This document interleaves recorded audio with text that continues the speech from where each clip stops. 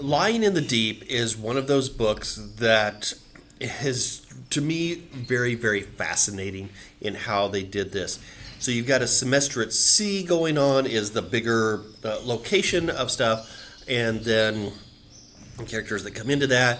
There is death, there's betrayal, there's confusion, there's romance, all those types of things. But one of the things that I so enjoyed about this book is because it was the semester at sea, it was on the ship, and everything, a little bit beforehand, barely afterwards, but basically everything takes place on the ship.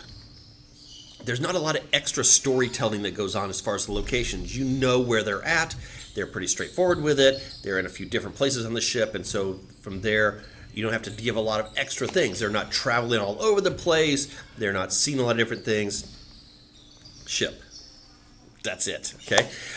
So what that allows them to happen is for the author to tell the story about the people. Okay? Not a lot of mood and situation setting outside of that other than what's needed to be, and so they do a very good job of that, I will say that. One of the things that was so cool for me is that as it comes in, you're like, bet you I might know where this is going. It happens, you're like, saw that, right? That defining moment, pretty straightforward, pretty guessable, as many types of books kind of are in there. But where it goes from there, that's the important piece. And that rising action and the climax and the falling action and all those pieces for that. And so it goes on and stuff is building through that, and you think you know where it's going, and then it adds twists in there, and several different things happen within that and amongst the relationships that are some nice little twist or redirects within the plot. I wouldn't call it a complete twist, right? It just takes it and it shifts it just a little bit. It doesn't spin it completely. Okay, so we've got some plot redirects.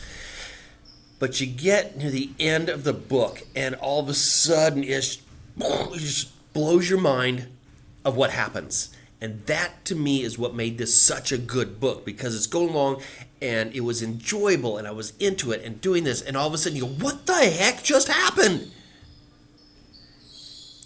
And you think about it for a second and go, oh, okay.